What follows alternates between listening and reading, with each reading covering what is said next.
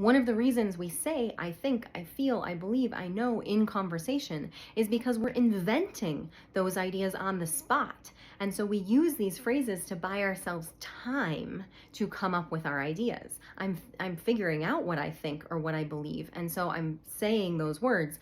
I think we should, in order to give myself some time to put my thought together while I'm occupying the speaker role.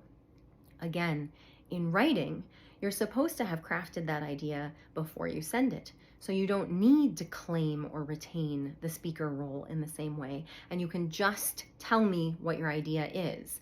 The slides in the presentation are out of order. I think slide 5 should come before slide 3. The slides in the presentation are out of order. Slide 5 should come before slide 3. I don't have to tell you I think that should happen in writing because the whole thing is my suggestion. What I want you to consider is that when we're using I, we're keeping the attention on ourselves.